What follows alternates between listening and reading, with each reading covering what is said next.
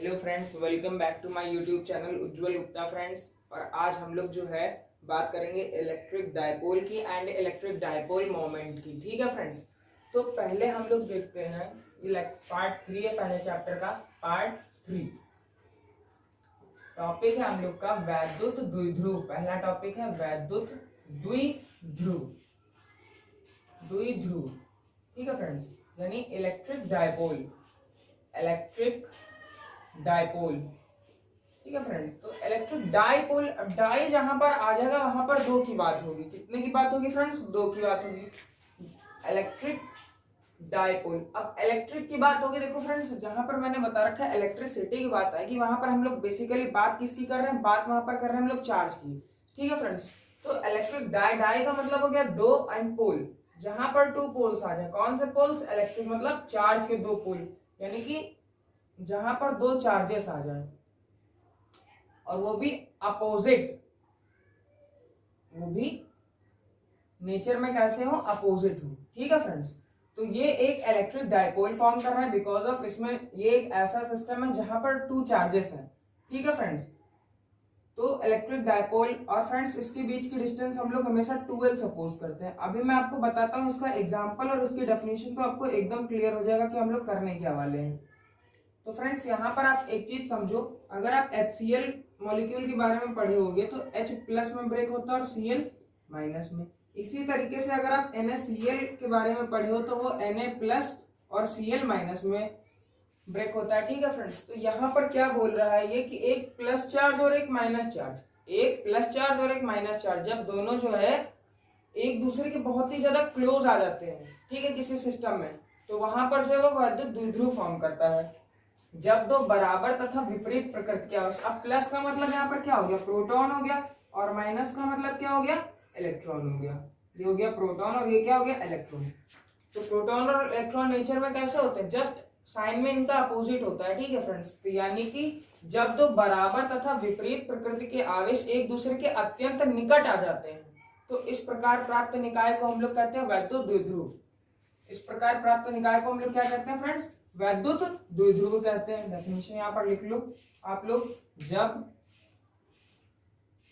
दो बराबर तथा विपरीत प्रकृति के आवेश एक दूसरे के अत्यंत निकट आ जाते हैं, अत्यंत निकट आ जाते हैं, तो इस प्रकार प्राप्त निकाय को वैद्युत द्विध्रुव कहते हैं। हम लोग क्या कहते हैं फ्रेंड्स? वैद्युत द्विध्रुव कहते हैं। ठीक है फ्रेंड्स, वैद्युत द्विध्रुव कहते हैं। इसके एग्जांपल्स क्या हैं फ्रेंड्स? इसके एग्जांपल्स हैं HCl and NaCl and KCl, जितने भी आपको लेने ले सकते हो आप। ठीक है फ्रेंड्स, अब यहाँ पर वैद्युत द्विध्रुव की तो बात हम लोगों ने कर ली, अब हम लोग बात करेंगे वैद्युत द्विध्रुव आघूर्ण की। ठीक है फ्रेंड्स, वैद्युत द्विध्रुव आघूर्ण, इलेक्ट्रिक डायपोल मोमेंट। वैद्युत द्विध्रुव आघूर्ण, इलेक्ट्रिक डायपोल मोमेंट। ठीक है फ्रेंड्स, तो इलेक्ट्रिक डायपोल मोमेंट, अब देखो पहली लाइन में बात हो रही है किसकी? वैद्युत द्विध्रुव की। तो वैद्युत द्विध्रुव अभी मैंने आपको बना के दिखाया था कैसा होता है फ्रेंड्स। तो वैद्युत द्विध्रुव में जो है टू चार्जेस होते हैं, एक माइनस का रहेगा और एक प्लस का रहेगा। यहां से क्या होगा? इनके बीच की हम लोग डिस्टेंस चेक करेंगे। इनके बीच की डिस्टेंस कितनी होती है? ये ओरिजिन है इसका, यहां से यहां तक की जितनी डिस्टेंस होगी उतनी ही डिस्टेंस इस वाले चार्ट से ओरिजिन की होगी। यानी यहां से यहां तक अगर हम लोग ने L सपोज करा है और ये भी L सपोज करा है तो इसको लिखते हैं हम लोग 2L। अभी फ्रेंड्स मैं आपको इसका फॉर्मूला लिखकर बताता हूं तो आपको इसकी डेफिनेशन समझ में आ जाएगी। इसको हम लोग P से रिप्रेजेंट करते हैं। वैद्युत द्विध्रुव आघूर्ण इलेक्ट्रिक डायपोल मोमेंट को हम लोग P से रिप्रेजेंट करते हैं। ठीक है फ्रेंड्स, तो P की वैल्यू होती है Q इंटू 2L। अगर यहाँ पर मात्रक की बात करी जाए इसके, तो इसका मात्रक होता है, चार्ज को हम लोग मेजर करते हैं कूलम्ब में, और डिस्टेंस है ये तो इसकी वैल्यू हो जाएगी मीटर। अगर इसकी वीमा लिखना चाहें, इसकी विमा कितनी है कि कूलाम की होती है ए टी और मीटर की होती है एल, तो इसकी विमा आ जाएगी ATL। अगर परिभाषा लिखना चाहे तो परिभाषा कितनी होगी इसकी, परिभाषा क्या होगी इसकी, कितनी बोल रहा हूं मैं, सॉरी फ्रेंड्स, इसकी परिभाषा ये होगी, देखो फ्रेंड्स यहाँ पर दो चार्जेस हम लोगों ने लिए है ना, तो दो चार्जेस में से हमने कोई एक चार्ज कंसीडर किया है और दोनों चार्जेस के बीच की डिस्टेंस ली है और उनका क्या लिया हम लोगों ने, प्रोडक्ट लिया, यानी कि मल्टीप्लीकेशन लिया है। तो यहां से डेफिनेशन कैसे बनाओगे आप, वैद्युत द्विध्रुव के दोनों आवेशों में से किसी एक आवेश तथा उनकी बीच की दूरी के गुणनफल को हम लोग क्या बोलते हैं, वैद्युत द्विध्रुव आघूर्ण बोलते हैं। यानी वैद्युत द्विध्रुव के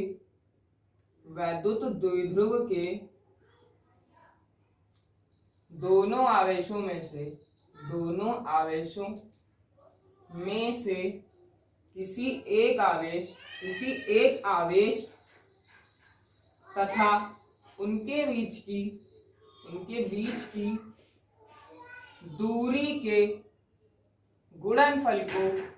गुणनफल को वैद्युत द्विध्रुव आघूर्ण कहते हैं, वैद्युत द्विध्रुव आघूर्ण कहते हैं। ठीक है फ्रेंड्स, इतना क्लियर हुआ आप लोग को कि यानी कि वैद्युत द्विध्रुव के दोनों आवेशों में से किसी एक आवेश तथा उनके बीच की दूरी के गुणनफल को हम लोग क्या कहते हैं, वैद्युत द्विध्रुव आघूर्ण कहते हैं। अब फ्रेंड्स एक मोस्ट इंपॉर्टेंट टॉपिक हम लोग पढ़ने जा रहे हैं और उसको आप लोग बहुत ध्यान से समझिएगा। टॉपिक का नाम है वैद्युत द्विध्रुव आघूर्ण। वैद्युत द्विध्रुव के कारण किसी अक्षीय स्थिति में स्थित किसी बिंदु पर वैद्युत क्षेत्र की तीव्रता का मान। अब अक्षीय स्थिति क्या होती है फ्रेंड्स, ये अभी मैं आपको बताता हूं। इसको मैं रफ कर रहा हूं अभी, ठीक है फ्रेंड्स, इसको मैं यहां से रफ कर दे रहा हूं और आपको बताता हूं कि क्या करने वाले हम लोग। तो ये देखो फ्रेंड्स, ये आपका रफ हो गया सब system.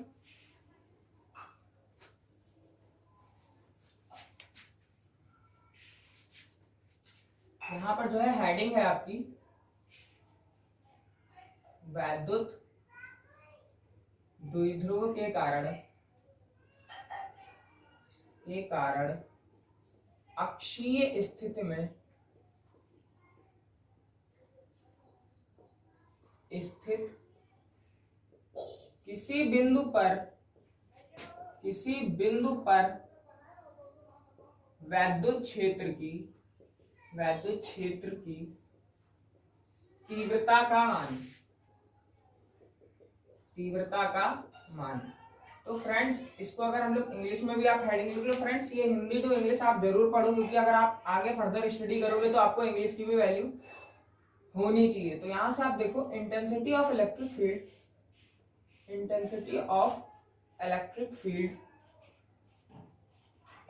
Field due to electric dipole at axial position. तो एक्सियल पोजीशन का मतलब अक्षीय का मतलब क्या हुआ, जिस एक्सिस में आपका इलेक्ट्रिक डायपोल होगा, क्योंकि हम लोग को जो वैद्युत क्षेत्र की तीव्रता बतानी है या वैद्युत क्षेत्र की तीव्रता का मान बताना है वो किसकी वजह से बताना है, वैद्युत द्विध्रुव की वजह से बताना है और किस पोजीशन में बताना है, अक्षीय स्थिति में बताना है। ठीक है फ्रेंड्स, तो यहां से हम लोग क्या करेंगे, यहां से हम लोग जो है पहले इलेक्ट्रिक डायपोल बनाएंगे।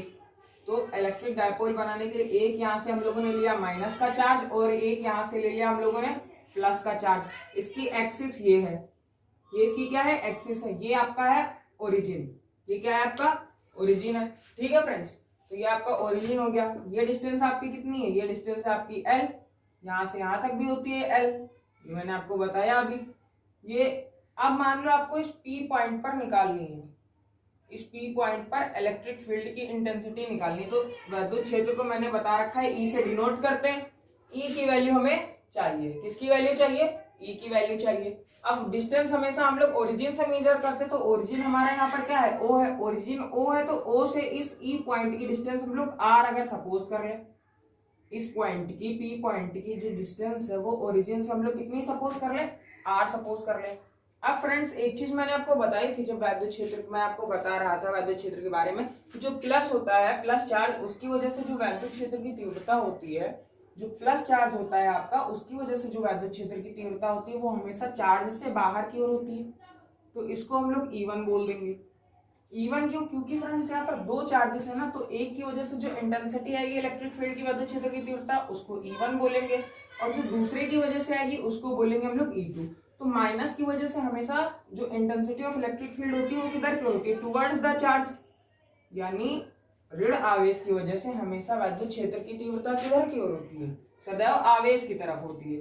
तो फ्रेंड्स आप यहाँ से एक चीज नोटिस कर रहे होगे कि इन दोनों तीव्रताओं की जो दिशाएं हैं वो विपरीत दिशाएं, यानी कि अपोजिट डायरेक्शंस है। और जब अपोजिट डायरेक्शंस है तो हमेशा जब रिजल्टेंट इंटेंसिटी हम लोग निकालेंगे, परिणामी तीव्रता E की वैल्यू, जब कभी भी हम लोग E की वैल्यू निकालेंगे तो वो कैसे निकालेंगे हम लोग? वो हम लोग निकालेंगे यहाँ से E1 माइनस E2 करके। कैसे निकालेंगे? E1 माइनस E2 करके। तो फ्रेंड्स हमें कुल मिला के यहाँ पर क्या कैलकुलेट करना है? E1 minus E2। आप एक चीज हमेशा याद रखो, जब तीव्रताओं की दिशा जो है, वैद्युत क्षेत्र की तीव्रताओं की दिशा विपरीत होगी तो हम लोग उसको माइनस करके वहां से कुल तीव्रता निकालेंगे, और जब उनकी दिशाएं एक ही दिशा में होंगी तो वहां पर हम लोग प्लस करके तीव्रता निकालेंगे। ठीक है फ्रेंड्स। अच्छा, अब हम लोग जानते हैं, सिंस वैद्युत क्षेत्र की तीव्रता का मान बिंदु आवेश की वजह से कितना होता है? तो वो होता है आपका, मैंने आपको फॉर्मूले में बताया था, 1/4 pi epsilon not Q upon R square. तो फ्रेंड्स यानी कि अगर हमें इंटेंसिटी चाहिए तो आप इक्वेशन 1 में देखो, अगर हमें इंटेंसिटी की वैल्यू चाहिए तो इक्वेशन 1 में क्या कह रहा है? चार्ज की वैल्यू मालूम होनी चाहिए, और उस चार्ज से जिस पॉइंट पर हम लोग निकाल रहे हैं उसकी क्या मालूम होनी चाहिए? डिस्टेंस मालूम होनी चाहिए। तो चार्ज ये है और पॉइंट P है, तो हमें इस चार्ज से इस पॉइंट की डिस्टेंस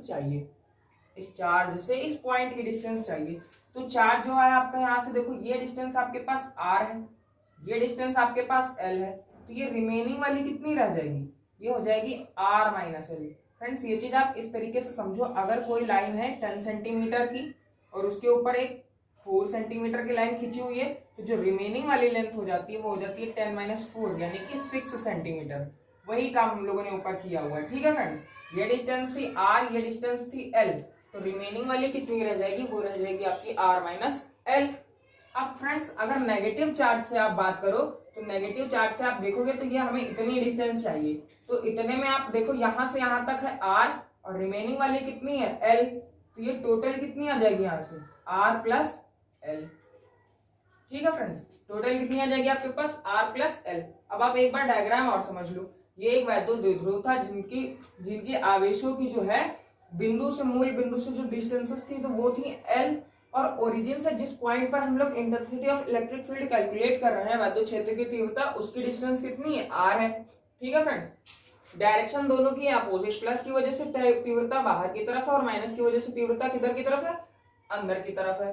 ये डिस्टेंस आपको मिल जाएगी R माइनस L, और ये डिस्टेंस कितनी मिल जाएगी? R plus L। अब हम लोग निकालेंगे यहां से प्लस आवेश की वैद्युत क्षेत्र की तीव्रता किसकी वजह से? प्लस आवेश की वजह से। वैद्युत क्षेत्र की तीव्रता प्लस आवेश की वजह से, तो वो कितनी है? E1 है। अब E1 के लिए आप कितना लिखोगे? E1 के लिए यहां से आप लिखोगे 1/4 pi epsilon not Q upon R square. ये देखो फ्रेंड्स आप कितना देख रहे हो? R स्क्वायर, और प्लस चार्ज से जो डिस्टेंस है वो कितनी है? R माइनस L है। कितनी है? R minus L। तो R माइनस L का यहाँ से हो जाएगा होल ऑफ स्क्वायर। क्या हो जाएगा? R माइनस L का होल ऑफ स्क्वायर हो जाएगा, क्योंकि फ्रेंड्स जो डिस्टेंस है उसका हम लोग क्या करते हैं? स्क्वायर करते हैं। तो इस प्लस वाले चार्ज से इस पॉइंट की डिस्टेंस कितनी है? R माइनस L है, तो हम लोग इसको लिखेंगे और इसका क्या कर देंगे? स्क्वायर कर देंगे। अब हम लोग वैद्युत क्षेत्र की तीव्रता माइनस चार्ज की वजह से निकालेंगे। वैद्युत क्षेत्र की तीव्रता माइनस आवेश की वजह से वो कितनी है? वो है E2। E2 आप निकालोगे तो E2 कितना आ जाएगा आपके पास? 1/4 pi epsilon not Q upon अब आर स्क्वायर, अब माइनस की वजह से जो डिस्टेंस है वो कितनी है आपके पास, वो है आर प्लस एल, तो आप यहाँ से आर प्लस एल लिख लो। अब इसको बना दो इक्वेशन 2 और इसको बना दो इक्वेशन 3। अब हमें कुल चाहिए क्या, हमें चाहिए कुल तीव्रता ई। हमें क्या निकालना है, कुल तीव्रता ई निकालनी है। तो फ्रेंड्स यहाँ से हम लोग लिखेंगे कुल तीव्रता, कुल तीव्रता, कुल वैद्युत क्षेत्र की तीव्रता, कुल वैद्युत क्षेत्र की तीव्रता। तो वो E इज इक्वल टू हमारे पास कितना आएगा, वो आएगा E1 माइनस E2। अब ये आपके पास है E1 की वैल्यू और ये आपके पास है E2 की वैल्यू, दोनों वैल्यूज को आप पुट कर दो तो आपको मिलेगा 1/4 pi epsilon not Q upon R minus L का whole square minus 1/4 pi epsilon not Q upon R plus L का होल स्क्वायर। ठीक है फ्रेंड्स, यहाँ से आपको इतना क्लियर हुआ। अब फ्रेंड्स आप एक चीज नोटिस करो, तो हम लोग को यहाँ पर देखो क्या मिल रहा है, हम लोग को यहाँ पर मिल रहा है 1/4 पाई एप्सिलॉन नॉट दोनों में है और जो चार्ज है क्यों ये भी दोनों में, तो हम लोग कॉमन कर ले 1/4 पाई एप्सिलॉन नॉट कॉमन कर ले और यहाँ से क्यू कॉमन निकाल ले, तो ब्रैकेट में रह जाएगा 1/r माइनस एल का whole square E is equal to और यहाँ पर आपका रह जाएगा 1/r प्लस एल का होल स्क्वायर। ठीक है फ्रेंड्स, तो अब आपको यहाँ पर कुछ नहीं करना है, आपको इस वाले ब्रैकेट को एलसीएम लेके सॉल्व करना है। क्या करना है, एलसीएम लेके आपको सॉल्व करना है। तो फ्रेंड्स यहाँ से आप देखो तो आपको मिलेगा E is equal to 1/4 pi epsilon not Q और इस वाले ब्रैकेट में जो है ये जो आप देख रहे हो ये 1 से मल्टीप्लाई होगा, ये इसके साथ जाएगा और ये इस वाले 1 के साथ जाएगा और नीचे नीचे मल्टीप्लाई हो जाएगा कुछ इस तरीके से। अगर 1/a लिखा है और 1/b लिखा हुआ तो उसको लिखेंगे हम लोग b1 से मल्टीप्लाई होगा माइनस a1 से मल्टीप्लाई होगा अपॉन a और b का मल्टीप्लीकेशन हो जाएगा। इस तरीके से इस ब्रैकेट में हम लोग को एलसीएम लेना है। तो फ्रेंड्स ये आपका जो है r प्लस एल का होल स्क्वायर इधर आ जाएगा, ये r प्लस एल का होल स्क्वायर माइनस ये r माइनस एल का होल ऑफ स्क्वायर डिवाइड में आएगा आपके पास, ये दोनों आपस में मल्टीप्लाई हो जाएंगे। ठीक है फ्रेंड्स, यानी ये आएगा r plus L r minus L, इस पर भी स्क्वायर और इस पर भी स्क्वायर। तो फ्रेंड्स इसके बाद क्या होगा, E इज इक्वल टू हम लोग लिखेंगे 1/4 पाई एप्सिलॉन नॉट Q। अब यहां से लगेगा a प्लस बी का होल स्क्वायर, तो a प्लस बी का होल स्क्वायर क्या होता है फ्रेंड्स, वो होता है a square plus B square minus 2ab sorry plus 2ab और a माइनस बी का होल स्क्वायर कितना होता है, वो होता है a square plus B square minus 2ab। और कहीं पर अगर लिखा हो आपके पास a माइनस बी और a प्लस बी तो उसको लिखते हैं हम लोग a square minus B square type से। तो इन तीनों फॉर्मूलों का यूज होना है इस वाले डेरिवेशन में। तो देखो फ्रेंड्स ये a प्लस बी का होल स्क्वायर है, इसको लिखेंगे R square plus L square plus 2rl minus ये a माइनस बी का होल स्क्वायर है तो इसको लिखेंगे ब्रैकेट लगा के R square plus L square minus 2rl bracket close. यहां से देखो दोनों पर स्क्वायर लगाए तो पूरा एक बड़ा ब्रैकेट लगाओ, आप यहाँ पर लिखो r plus L R minus L और टोटल पे होल स्क्वायर लगा दो। फिर से फ्रेंड्स यहाँ पर समझो, आप यहाँ पर ये a प्लस बी का होल स्क्वायर हमने ओपन किया है और यहाँ पर a माइनस बी का होल स्क्वायर ओपन किया, R square plus L square plus 2rl minus इस वाले में a माइनस बी का होल स्क्वायर लगाया, ये r प्लस एल है और ये r माइनस एल का होल स्क्वायर लगा दिया हम लोगों ने क्योंकि दोनों पर स्क्वायर था। अब फ्रेंड्स अगर आप यहाँ से कंपेयर करो तो a प्लस बी और a माइनस बी को हम लोग लिखते हैं a square minus B square, यानी r plus L r minus L को हम लोग क्या लिखेंगे r square minus L square लिखेंगे। ठीक है फ्रेंड्स, अगर जो फ्रेंड्स मैथ्स लिए वो तो आसानी से समझेंगे, लेकिन बायो वाले फ्रेंड्स थोड़ा आराम से पढ़े, ठीक है, उनको थोड़ी सी प्रॉब्लम हो सकती है इसको समझने में। और जब कभी भी माइनस साइन ब्रैकेट के बाहर लगा होता है ना आपका, तो ब्रैकेट के अंदर वाली चीजें सब अपोजिट साइन के साथ ओपन होती है। ये r प्लस का था, एल वाला टर्म भी प्लस का था, ये टोटल टर्म माइनस का था इसलिए प्लस का ओपन हुआ। डिवाइड में आप आ जाओ, यहाँ पर आप इसको लिखोगे R square minus L square का होल स्क्वायर। अब आर स्क्वायर माइनस का आर स्क्वायर प्लस का एल स्क्वायर माइनस का एल स्क्वायर प्लस का कैंसिल हो गया। यहाँ से E is equal to 1/4 pi epsilon not Q 2rl इसको लिख सकते हैं 4rl। डिवाइड में हम लोग लिखेंगे r स्क्वायर की पावर स्क्वायर। क्यों फ्रेंड्स, सिंस जो r वाला टर्म है ना वो इतना ज्यादा बड़ा होता है, l से क्यों बड़ा होता है फ्रेंड्स, अगर आप HCl मॉलिक्यूल के बीच में H प्लस और Cl माइनस की डिस्टेंस अलग अलग सेपरेट करके आप बता पाओ हमें तो जानूं, तो मैं जानूं इसलिए बोल रहा हूँ कि H प्लस और Cl माइनस के बीच की डिस्टेंस इतनी मिनिमम होती है इस R वाले टर्म के। अगर R आपका जो है 2 एंगस्ट्रॉम या 4 एंगस्ट्रॉम करके है, तो जो ये वाला टर्म होगा तो वो कुछ और इससे और छोटा होता है। तो बड़ी वैल्यू में अगर छोटी वैल्यू का स्क्वायर ऐड करके हम लोग लगाते हैं, अगर आप फ्रेंड्स 0.01 का स्क्वायर निकालोगे तो ये आएगा 0.001, तो ये और छोटा हो जाता है। छोटी क्वांटिटी का स्क्वायर निकालने पे वो क्वांटिटी और छोटी हो जाती है। इस वजह से जो एल वाले टर्म है ना, हम लोग इसको क्या कर रहे हैं, नेग्लेक्ट कर दे रहे हैं। नेग्लेक्ट करने का मतलब इस वाले टर्म को यहाँ से गायब कर देंगे तो ये रह जाएगा आर स्क्वायर का होल स्क्वायर। यहाँ से आपको मिलेगा 1/4 पाई एप्सिलॉन नॉट। इसको आप लोग देखो 4RL है ना, 4RL को इस तरीके से लिख लो, 2 into Q into 12 into R. देखो 2 2 जा कितना हो जाएगा 4, और ये आर हो जाएगा और ये एल हो जाएगा। क्यों ऐसा ही लिखा हुआ है? तो फ्रेंड्स इसको यहाँ पर देखो आर की पावर हो जाएगी 4। Since P is equal to मैंने कितना बताया, Q into 12। P is equal to कितना बताया मैंने, Q इंटू 12 बता रखा है, तो इसकी जगह पर तो हम लोग P रख देंगे। और ये R की पावर 1 है, ये कैंसिल हो जाएगी 4 पावर में से, तो यहाँ पर पावर रह जाएगी आपकी 3। ये E इज इक्वल टू आपको यहाँ से मिलेगा 1/4 पाई एप्सिलॉन नॉट, और यहाँ आपसे मिलेगा 2P upon R cube. 2P upon क्या मिल जाएगा आपका, आर क्यूब। और अगर आप इसका वेक्टर फॉर्म लिखना चाहते हो सदिश रूप, तो सदिश रूप में आप लिख लो यहाँ से लगा कि E vector upon 1/4 pi epsilon not 2P vector upon R cube.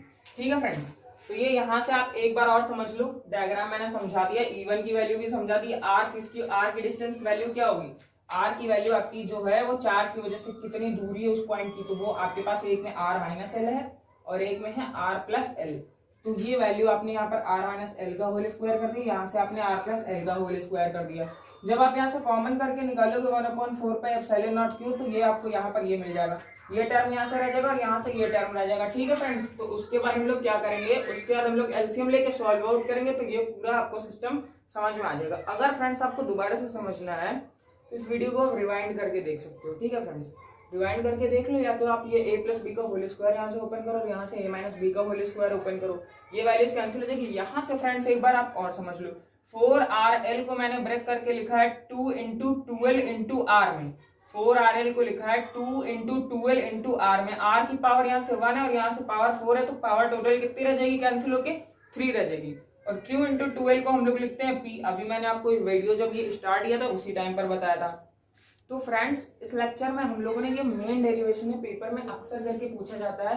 ये डेरिवेशन मोस्ट इंपॉर्टेंट डेरिवेशन है, मोस्ट इंपॉर्टेंट। तो आप लोग इसको हल्के में ना लें और प्लीज इसको प्रिपेयर करें। अगर आपको समझ में आया ये वीडियो तो इसको कमेंट जरूर करें इसमें, ठीक है। और फ्रेंड्स अपने फ्रेंड्स के साथ, जो आपके 12th स्टैंडर्ड में फ्रेंड्स हैं, उनको भी आप शेयर कर सकते हो। लैंग्वेज का कोई प्रॉब्लम नहीं, as well as in Hindi भी है, as well as in English भी है। ठीक है फ्रेंड्स, तो ये था हमारा लेक्चर आज का पार्ट नंबर 3।